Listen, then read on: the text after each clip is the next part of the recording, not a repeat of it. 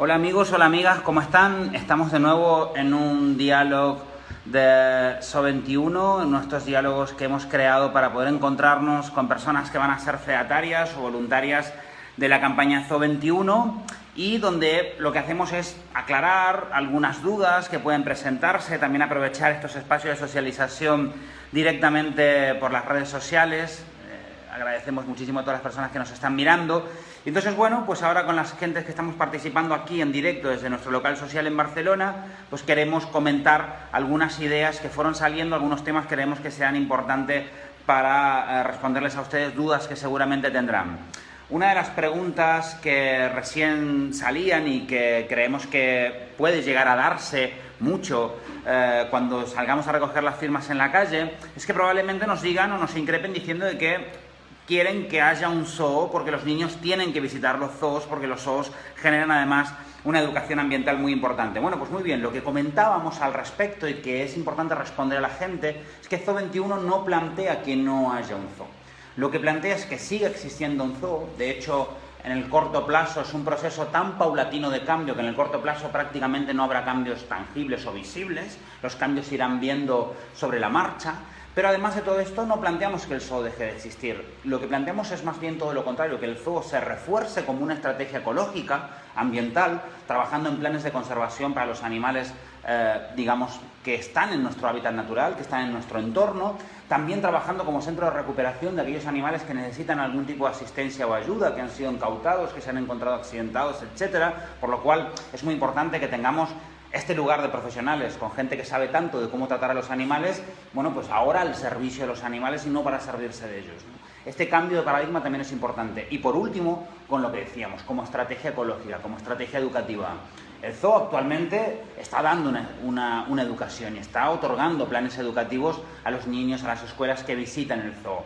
Nuestra crítica no es sobre el modelo actual de educación, no creemos que sea un modelo erróneo, creemos que tiene algunos errores, pero no creemos que sea un modelo erróneo. Lo que sí creemos es que le falta muchísimo para llegar a ser un buen modelo, que todavía falta sensibilizar sobre la realidad del individuo, tanto el que vive dentro del zoo como el que vive fuera del zoo, y no centrar toda la información que damos solamente en la especie. La especie es una información muy importante, pero el desarrollo de la empatía en niños y niñas se genera cuando hablamos de los individuos, cuando hablamos de las emociones. Y ese desarrollo de la empatía, tal y como vimos con unos profesionales del mundo de la educación la semana pasada, que vinieron aquí a formar a nuestro equipo EDU, nuestro equipo de educación, tal y como veíamos, esos contenidos educativos ya está comprobado además que generan mejores actitudes prosociales en los niños. Esto quiere decir que son más empáticos también con aquellos niños con los que comparten el aula, con los que comparten el barrio, los juegos, etc. Por lo cual es una estrategia anti-bullying, una estrategia de prevención de la violencia escolar, intraescolar. Creemos que ese elemento, si el zoo lo pudiera sumar desde un punto de vista científico, tal y como lo estamos abordando, ampliaría muchísimo la oferta de educación que el zoo tiene. Por lo cual, ese es el criterio. La respuesta que tenemos que dar a la gente es, punto número 1, no estamos pidiendo que se acabe el zoo, no estamos pidiendo que se acabe el modelo educativo actual, estamos pidiendo que se amplíe el modelo educativo actual, y lo que sí pedimos 180 grados es el cambio de paradigma, la visión de los animales. O sea, no tengamos un zoo con los animales para nosotros, sino tengamos un zoo nuestro para los animales, para una estrategia de conservación, para una estrategia de protección, para una estrategia de difusión de los derechos de los animales. Y eso es en lo que queremos convertir los zoos. O sea, que pasen de ser instituciones que nosotros veíamos negativamente a que pasen a ser nuestras aliadas. Las aliadas del movimiento ambientalista, las aliadas del movimiento animalista, del movimiento pacifista, los movimientos feministas, todos aquellos movimientos que pedimos salir debajo de ciertas botas opresivas, de botas que están relacionadas a la violencia y al poder. Y esto es importantísimo, creemos que como discurso es muy importante que esto también se entienda, por lo cual cada vez que surja ese argumento tenemos esto para explicar. Así que bueno, este es uno de los aportes que les hacemos hoy desde aquí, desde los diálogos de las mesas de Zoo21.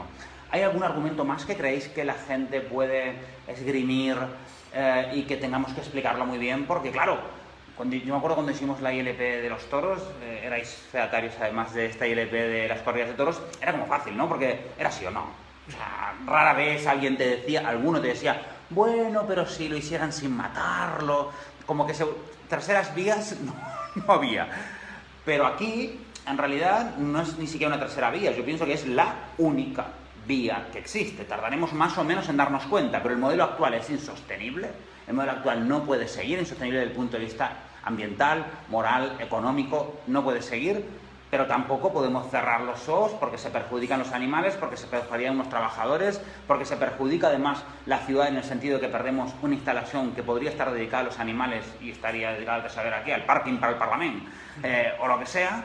Bueno, pues todo esto evidentemente tendremos que saber explicarlo, ¿no? No es tan fácil, pero tenemos que hacer fuertes esfuerzos de comunicación en la calle para pedir la firma a la gente, ¿no? Como que no es como en el tema de los toros. Así que no sé si surgen más ideas, preguntas que os podrían hacer, que nos pongan en una situación que tengamos que responder muy bien. Quizás los costes de este cambio de la reconversión. Porque, sí. por ejemplo, los animales que se pueden trasladar a santuarios y a reservas, pues eso tendrá su coste, pero además no queremos que los que hay ahora estén en las minúsculas jaulas en las que están. Ciertamente. Queremos que el parque pues, se aproveche en toda su dimensión, ¿no? Para ubicar a los animales, y eso implica obras, implica, no sé, proyectos. Muy bien, bueno, pues por si no escucharon, pues yo hablo mucho más fuerte, por si no escucharon, lo que planteaba aquí una de las compañeras es ¿cuáles son los costes de todo esto? ¿No? Pero pues es una pregunta que la gente nos haga, decir, bueno, vale, perfecto, fantástico, qué bonito Zoo 21, pero ¿cuánto nos va a afectar en las buchacas de la gente de Barcelona, esto, a las personas que tributan aquí y demás? Bueno, eso es una pregunta muy buena y que tiene una respuesta también muy clara. ¿De dónde van a venir los costes? O sea, hacer el cambio de paradigma filosófico no cuesta absolutamente nada. Crear un nuevo modelo educativo no costará absolutamente nada. Separar machos de hembras o evitar reproducciones, esterilizaciones de los animales y demás para evitar que sigan naciendo animales que luego no sabemos dónde ponerlos, que luego tienen que matarlos, como hicieron con los nilgos y con más casos que sabemos porque, como sabéis, el culling no es una actividad eventual, es una actividad bastante concurrente en los zoos, por lo cual, ¿qué va a pasar? Bueno, pues todo eso es gratis, todo eso simplemente son toma de decisiones. Es una decisión técnica y política, evidentemente, y científica para generar un cambio real en el zoo. ¿Cómo se va a generar todo el resto de inversiones? Bueno, primero que tenemos que tener claro, el zoo actualmente, si bien dice, y en gran medida tiene razón y en gran medida no, que no es deficitario, es verdad, ellos tienen unos ingresos anuales y unos egresos anuales en lo que se puede llamar el gasto ordinario, tanto los fijos como los variables. Pero ¿qué pasa con el gasto extraordinario? Por ejemplo, ¿os acordáis los millones y millones que iba a costar el nuevo delfinario? Por suerte esto se frenó. Por suerte se frenó la decisión de crear un gran delfinario en el zoo porque es un dinero tirado para unos animales que no pueden acabar sus vidas allí. Realmente tenemos que encontrar una opción mejor para ellos. Bueno, pues esos millones sí que no vienen del zoo. Esos millones se aprueban en el consistorio, vienen del dinero público. Eso es lo que el zoo no cuenta actualmente. Dicen, no somos deficitarios, es cierto, pero siempre y cuando no hubiera gastos extraordinarios. Y los hay cada año, y bastantes. Entonces, esa es la primera cuestión. Por lo cual, como máximo, y en el peor de los casos, Zoo 21 tendrá la misma dinámica.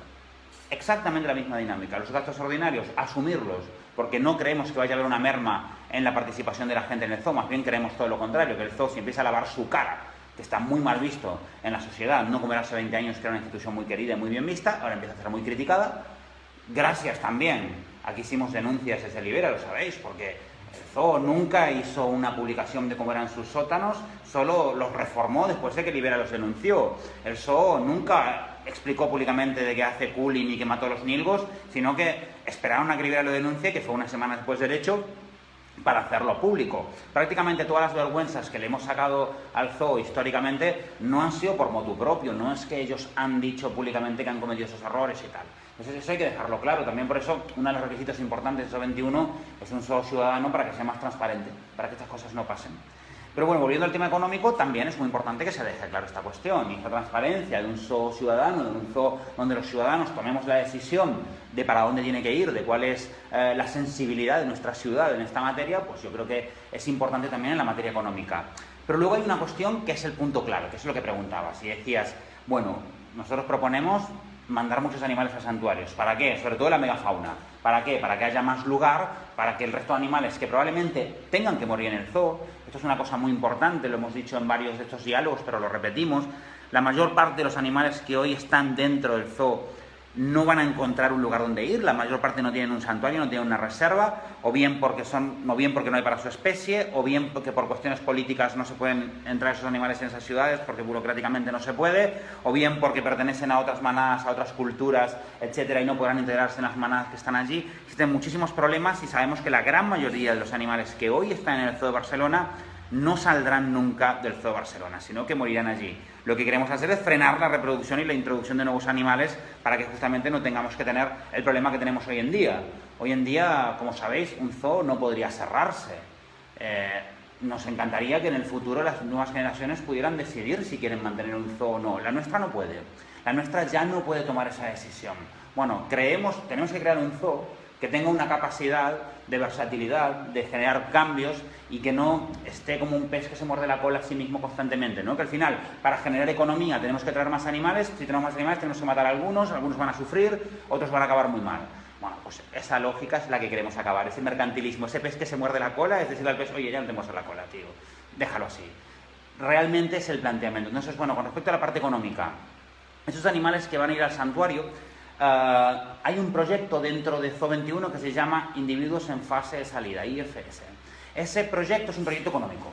Básicamente, todos los individuos que hayan salido victoriosos o hayan salido aprobados en un proyecto anterior que se llama el Z, que quiere decir Criterios de Evaluación de Traslado de Animales, ese es un análisis científico de qué animales pueden ser trasladados. Después de pasar exitosamente ese test, pasa al individuo en fase de salida, donde ahí se hacen dos cosas. Por un lado, encontrar políticamente el lugar donde vayan esos animales, si hay lugar, si lo pueden recibir, si el país nos permite entrarlo, etcétera, etcétera, y luego evaluar de qué manera económicamente podemos hacer ese traslado. La idea es que la gente pueda elegir el animal al que quiere ayudar. Que pongamos, además, que creo que es una estrategia que nos viene muy bien a Zoo 21 porque le ponemos individuo. O sea, si tenemos que trasladar una jirafa, no va a ser las jirafas o la jirafa, sino va a ser la jirafa X con su nombre. Si va a ser el delfín, va a ser el delfín X, con su nombre. Y creemos que es bueno que la gente se vincule allí y que alguien pueda decir, mira, yo voy a aportar 5 gritos para que ese delfín algún día sea trasladado. O incluso empresas, escuelas, organizaciones pueden hacerse cargo de un individuo. Es decir, nosotros vamos a juntar el dinero haciendo cenas, rifas, pedidos, crowdfunding online, etcétera, para que la gente aporte para trasladar puntualmente a ese cocodrilo, ¿no? Se nos cayó bien ese cocodrilo. Mira, pues vamos a trasladarlo a un santuario porque lo están esperando, porque tiene dónde ir, pero no tenemos el dinero para hacerlo. Yo creo que también tenemos que demostrar que nuestro empoderamiento civil no solamente para recoger unas firmas y para pedir unos cambios, sino que vamos a saber buscar los recursos en la sociedad para que esos cambios además se lleven a la práctica. Por lo cual, bajo ningún punto de vista, Zoo 21 pretende plantear o, digamos, poner esa carga sobre el municipio, sobre las arcas públicas, más bien sobre esa enorme sociedad concienciada que tenemos en Barcelona y que seguramente ayudará muchísimo para que esto sea un hecho, para que esto realmente suceda. Así que bueno, eso es un poco la explicación de lo que es la parte económica. Muy bueno tenerlo claro, muy buena la pregunta. Es evidente que un discurso como el que acabo de dar a veces en la calle es más complicado, pero sí que podemos resumirlo de una manera muy simple. Es decir, para el traslado de los animales a los santuarios, aquellos pocos que puedan ser trasladados, hay un proyecto donde el dinero no depende de las arcas públicas, sino de cómo lo vamos a saber juntar en la sociedad civil y a medida que se junte se irán ayudando a esos animales. Y luego hay una segunda cuestión que es sobre el mantenimiento del zoo. Eso no cambia absolutamente nada a las dinámicas que el zoo tiene actualmente. Es exactamente la misma dinámica. Esa parte no pretendemos cambiarla. Lo que pretendemos cambiar es que se mercantilice la vida de los animales. Nosotros lo que queremos, en todo caso, mercantilizar es la liberación de los animales, hacer un mercado de un traslado de un animal, si se quiere, o hacer un mercado, en todo caso, de un determinado conocimiento científico para que la gente pueda acceder a ese conocimiento científico a partir de pagar una entrada, a partir de descargar aplicaciones, a partir de hacer algún tipo de actividades relacionadas al zoo, evidentemente, o pagando una entrada para que sus animales estén bien, pero no pagando una entrada para verlos, no pagando una entrada para divertirse viendo el animal, sino pagando una entrada para ayudar a deconstruir esta mala idea histórica de los seres humanos a la que le hemos llamado zoológico y que ahora puede convertirse en algo maravilloso. ¿Hay más dudas, más cuestiones a este respecto? Temas que nos puedan salir... Porque claro, aquí yo lo que creo, y no sé si estáis de acuerdo conmigo, creo que mucha gente nos vamos a encontrar, o el que nos dice, no, es que yo quiero el zoo tal cual, como está, Y el que nos dice, no, yo lo quiero cerrar. Vamos a encontrar como esas posturas, ¿no? Y ambas personas son susceptibles de firmar una iniciativa como Zoo 21. Simplemente quizá no se los hemos explicado bien. El que te dice, yo lo quiero tal cual, es porque cree que nuestro discurso es el cierre. No, nuestro discurso es mejorar, pero no mejorar este modelo, no mejorar un camino equivocado, sino tomar el camino bueno. O sea, acelerar el paso en un camino equivocado es llegar antes al error. Evidentemente, eso no lo podemos hacer. Este modelo es un modelo equivocado, porque es el mismo modelo del PSOE del siglo XIX. Pocas cosas han cambiado, bueno, muchas han cambiado, pero pocas cosas en un sentido filosófico y en un sentido profundo, ¿no? Y, por ejemplo, en lo que tiene que ver con la vida de los animales, bueno, pues todavía más aún. Pero luego también la otra persona que dice quiero que lo cierren también es una persona bien intencionada y que tiene las mejores intenciones para los animales. A estas personas hay que explicarles que el cierre es lo que más afecta a los animales. Hicimos un informe que lo podéis encontrar en la zona de informes temáticos. Entráis en zoo21.org, entráis en una zona que se llama informes temáticos. Vais a ver que allí hicimos un informe donde analizamos el cierre de 93 zoológicos, aunque ahí publicamos algunos menos porque hay algunos que no teníamos cosas muy claras. Pero analizamos el cierre de 93 zoológicos. Primero analizamos la causa del cierre y segundo analizamos el destino de esos animales. Con respecto a las causas, son espirales económicos en los que caen los zoológicos, que ya no pueden mantener bien a los animales. Digamos como que, esto es algo que también es bueno entenderlo, del 100% de lo que se gasta en un zoológico, un X% muy alto son costes fijos, que no van a cambiar prácticamente para nada. Cuando hay una reducción de los ingresos y el bienestar animal, están los costes variables. Cuando hay una reducción de los ingresos, lo primero que cae son los costes variables y luego empiezan a caer los costes fijos. Esto en los zoológicos fue lo que pasó en los zoológicos que analizamos. ¿Qué quiere decir? Que el primera afectación, o sea, si el zoológico redujera un 5% el ingreso anual que tiene, el bienestar animal no caería un 5%, caería un 20%, un 25%, porque justamente afecta sobre esa pequeña línea. La segunda cuestión a tener en cuenta también es que, y por esta razón nosotros no hacemos nunca sabotajes ni boicot a los zoológicos, jamás hemos pedido a la gente que no entre, hemos pedido que entren mirando el zoo de otra manera, mirando a los animales de otra manera y pensando si realmente es lo mejor que podemos darles a los animales que están allí. Y la segunda cuestión es qué pasa cuando un zoo cierra, ¿dónde acaban esos animales? Bueno, no hay que irse ni siquiera a otros países. Tuvimos un caso aquí que fue el de Aqualeón. Algunos de los animales que estaban en Aqualeón están en el zoo de Barcelona, por ejemplo una de las elefantas viene de Aqualeón, estaban allí pudriéndose porque en realidad son animales que quedaron a disposición de la Generalitat.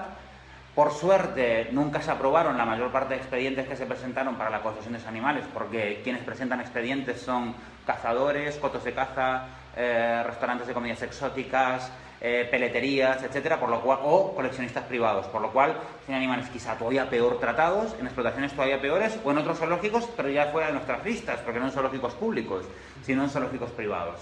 Entonces, evidentemente, cerrar un zoo lo que hace es que el 95% de los animales, más o menos, acabe en otro zoo, y el 5% restante, la gran mayoría de ellos, en explotaciones todavía peores, y unos muy poquitos individuos, pero a veces en un zoo entero un individuo o dos, estamos hablando, en espacios como santuarios o reservas, y casi ninguno en el medio natural. Entonces, claro, el cierre de un zoo es sacarnos el problema de encima. Yo creo que el activismo aquí en Barcelona, el activismo animalista en Barcelona, ha demostrado no evitar los problemas, más bien hacerse cargo de los problemas, es una cosa que tenemos.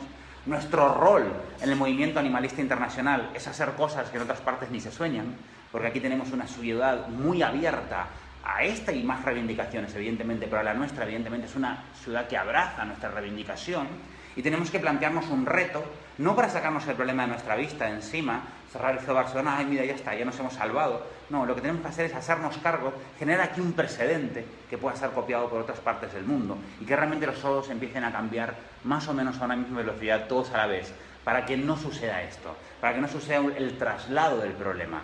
A mí no me sirve que los animales estén sufriendo en otra parte, no me sirve que estén explotados en otra parte. Lo que realmente nos serviría es generar aquí un precedente histórico para hacer esa modificación. Entonces, esto hay que explicarlo también a esa gente. Es decir, oiga, usted seguro lo dice con las mejores intenciones. Tanto si quieres mantener los animales aquí porque amas a los animales y te gusta ir a verlos y demás, pero sabes que tienen que estar bien, tienen que estar muy bien y no tienen que estar para nosotros, sino nosotros para ellos. Y en el sentido contrario, quienes quieren cerrar seguro son personas súper bien intencionadas, pero hay que explicarles que eso solamente puede perjudicar a la vida de los animales. Y por eso hicimos este informe, para que la gente lo sepa. No simplemente que es una opinión nuestra, sino hemos analizado una muy buena cantidad de zoológicos para poder rebatir este argumento, que nos lo vamos a encontrar seguramente. ¿Creéis que hay más cosas que puedan llegar a salir? Si no, os digo yo, la que es. Porque... Bueno, el tema de que el zoo siempre vende que hacen conservación de las especies y a ver qué. Sí. Bueno, Eso de realidad tiene... claro, efectivamente. Bueno, eso es un discurso muy habitual, dice... Claro, es que eso es lo que hay que explicar, efectivamente. Bueno, aquí una pregunta muy buena y básica, ¿eh? Es una pregunta de ¿qué pasa cuando nos dice el zoo que ellos hacen conservación? Primero punto, es cierto, hacen conservación, pero todo debate es un debate de grado, no un debate de tipo. Lo que tenemos que ver es qué tan eficiente es esa conservación. En este momento también hay un informe en la zona de informes temáticos. Le pido que entren en la zona de informes temáticos porque tuvimos 8 años haciendo esos informes. Y muchísima gente trabaja en esos informes y son muy fuertes y no hay informes parecidos en el resto del mundo. Entonces, úsenlos, léanlos, apréndanlos porque realmente cada uno puede ser un libro en sí mismo. Hay un informe justamente que se basa específicamente en la efectividad que ha tenido el zoo con sus planes de reintroducción y sus planes de conservación. En los últimos años, vamos a decir así, los zoos tienen 6.000 años de existencia. El zoo que conocemos ahora tiene unos 200 y pico de años, que es de la época colonial, vamos a decir, de cuando se conquistaba África y, bueno, prácticamente los lobbies de la caza y de los zoos eran los mismos en aquel momento. En estos últimos 20 años, vamos a decir, el zoo ha empezado a cambiar su retórica. De momento solamente su retórica. Y ya vemos que la gente que trabaja en el zoo se visten como personas que están en el medio de la selva y cosas por el estilo. ¿Por qué? Porque ya hay como una especie de intencionada animosidad de cambiar ese discurso para volvernos protectores de animales y no explotadores de animales. Y es normal que así sea porque la moral de nuestra época nos va llevando a esa dinámica. Así como en el zoo, algunos zoos, este particularmente no, pero algunos zoos tenían humanos encerrados o se podía cazar, podías ir y elegir el animal que le quieras pegar un disparo. Bueno, eso ha cambiado, evidentemente, pero este zoo tenía otras barbaridades. Entrabas con el coche, bueno, hacían otras cosas que también eran horribles, ¿no?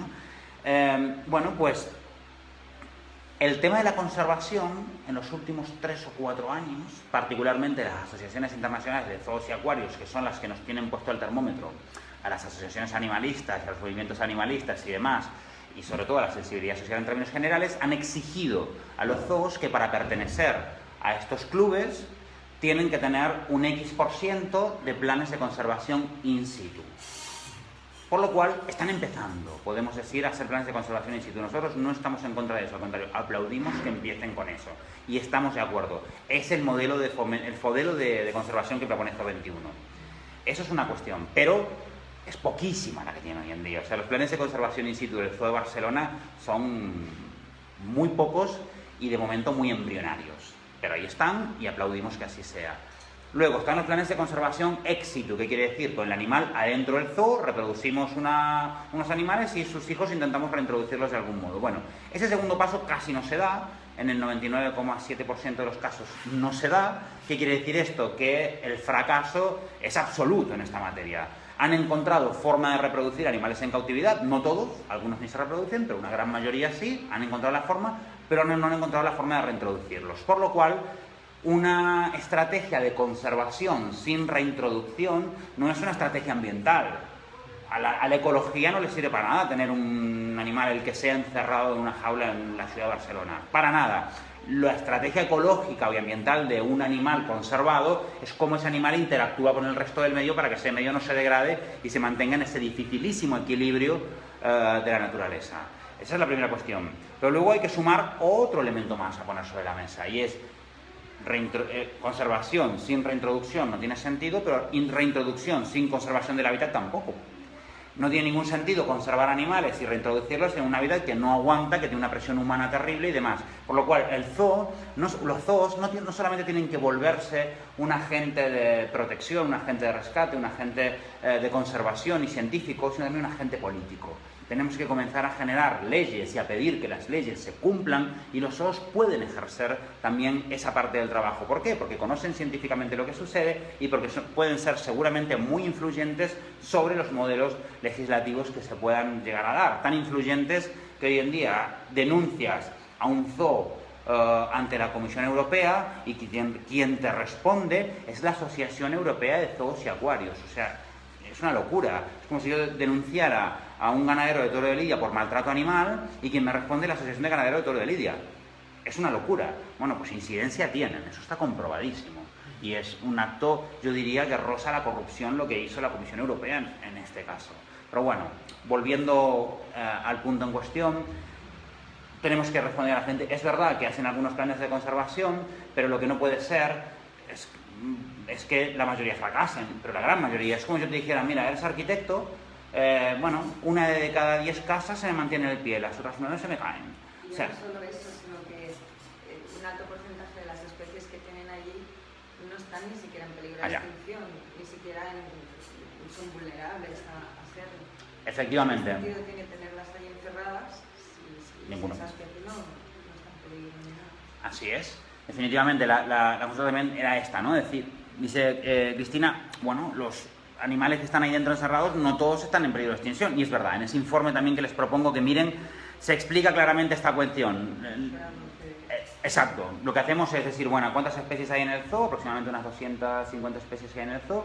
Vale, perfecto. ¿Cuántas de esas especies están en peligro de extinción? ¿Cuántos individuos tienen esas especies? Y así, a medida que vamos bajando el número, vamos viendo que las especies, 1, en peligro de extinción, 2, que su conservación ha sido exitosa, 3, que su reintroducción ha sido exitosa, es una minoría brutal. Pero encima de todo eso, creemos que eso no es suficiente y que hay que trabajar el hábitat. Y eso solamente se hace con investigación in situ, con conservación in situ. La protección del hábitat es fundamental.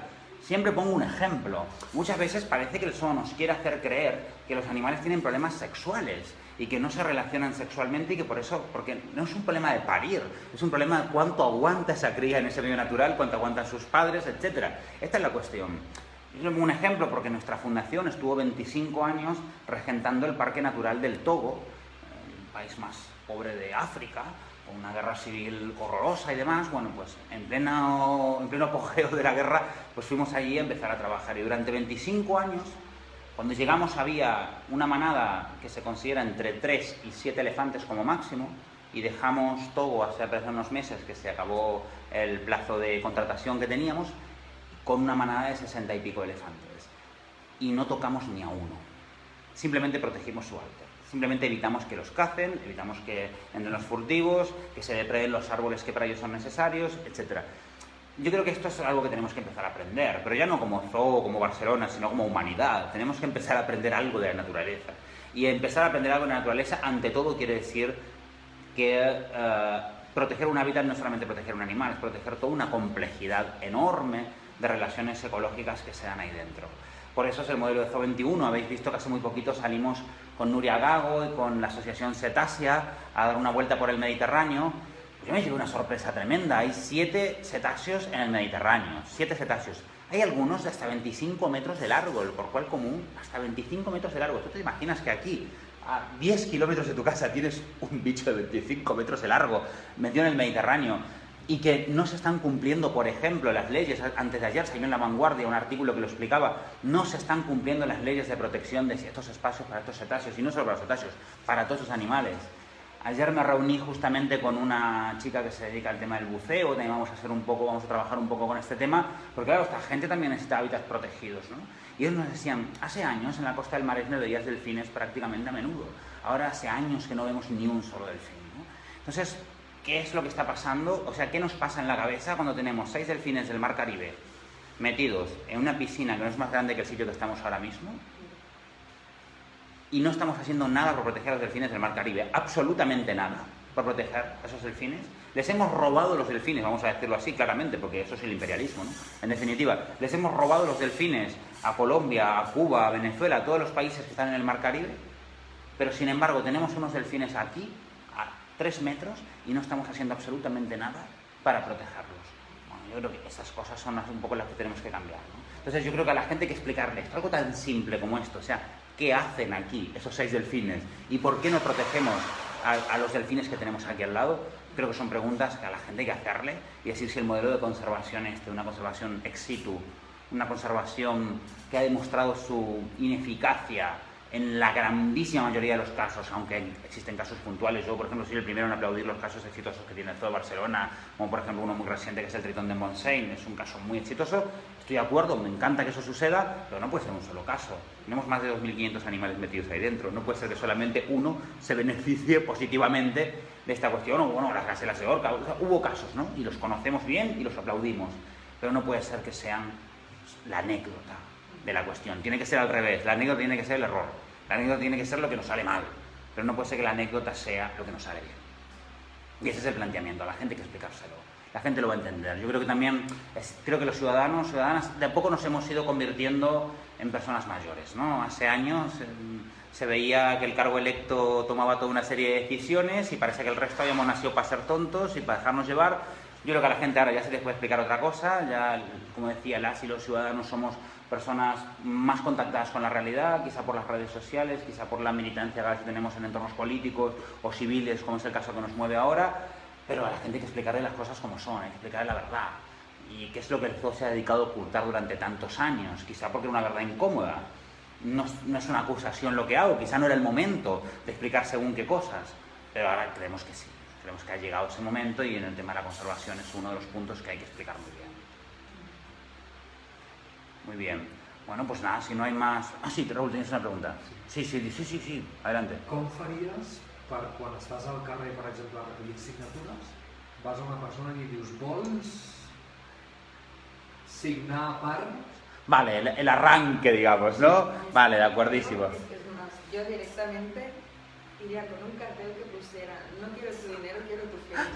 Qué bueno, sí. La cobra de entrada. Pues no descartes que lo hagamos al cartel, ¿eh? Porque... Es que cuando ves a alguien con carpeta ya te sale... Es verdad. Es una muy buena pregunta y tiene que ver con la estrategia de calle, digamos. ¿Cómo haremos para que la gente nos quiera firmar? Porque es verdad, hoy se te acerca una persona con un peto y un boli y tal, disparas, ¿no? Te quieren hacer socio de 40.000 ONGs, que pobres, o sea, genial, ¿no? Que hagan ese trabajo esos chavales, pero bueno, nosotros necesitamos una firma, no queremos entrar en competencia con Intermón ni con Greenpeace que hagan sus socios, nosotros necesitamos una firma solamente, pero es verdad que la gente se nos va a escapar y no va a querer una firma.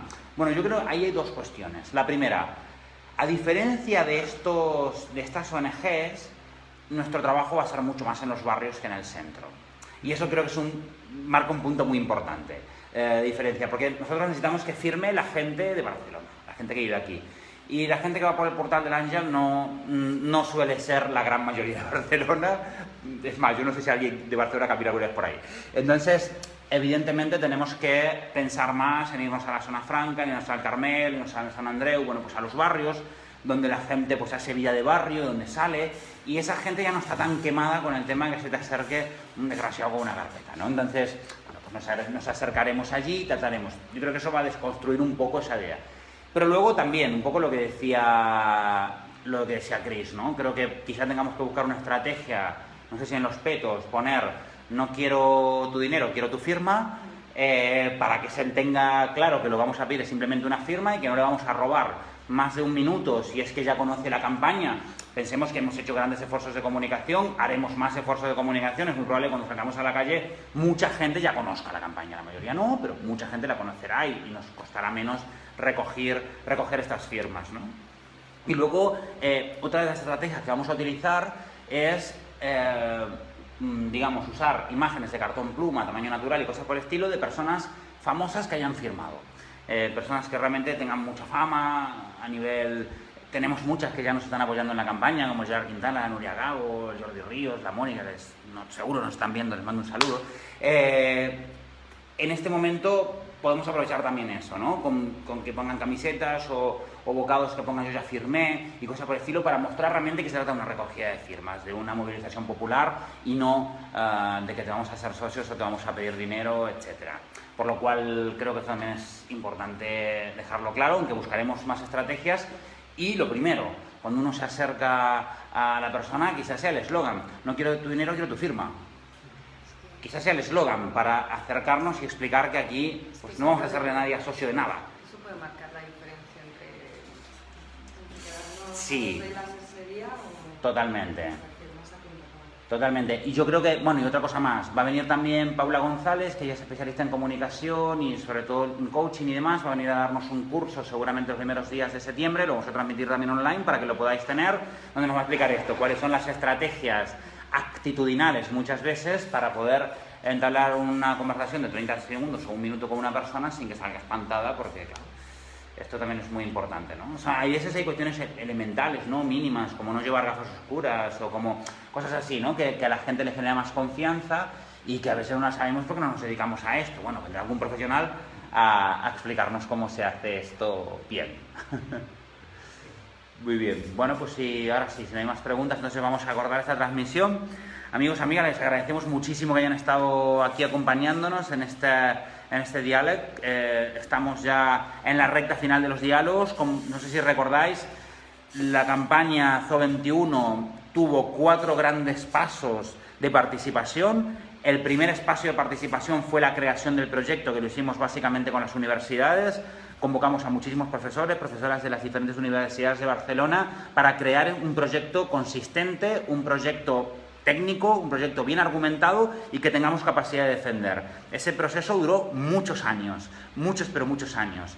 Luego de esto empezamos con un proceso de asambleas para poder construir un apoyo social a ese texto, a ese proyecto que se había creado.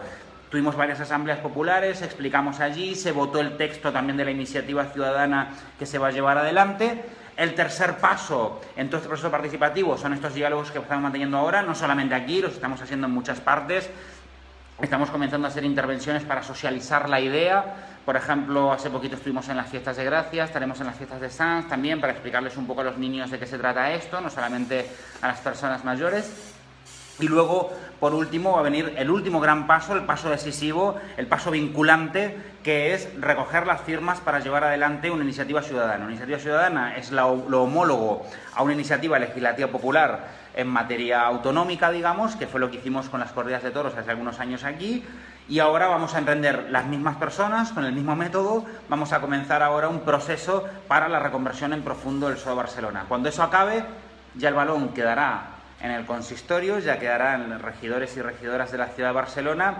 La plataforma Zo21 tendremos voz, podremos defender la iniciativa, pero no tendremos voto, no podemos votar, eso sí quedará en manos de los partidos, pero bueno, también es importante que las personas que militan en partidos, que están en las bases de los partidos, pues hagan llegar también su reivindicación, su sensibilidad a los diferentes cargos electos para que, llegado ese último momento, no nos den la espalda a un proceso participativo que duró casi 8 años. Muchísimas gracias de nuevo por estar aquí. Tenemos un encuentro más el día lunes, otro más también la semana que viene y ya se acaban entonces esta primera fase de diálogos. Pero recordad, estamos en un local en la calle de Denroig, en el Raval, número 18. Podéis venir cuando queráis, todavía no está acabado, pero podéis venir a ver un poco cómo estamos trabajando y también a ayudarnos cuando os sea posible. Un gran abrazo y hasta la próxima.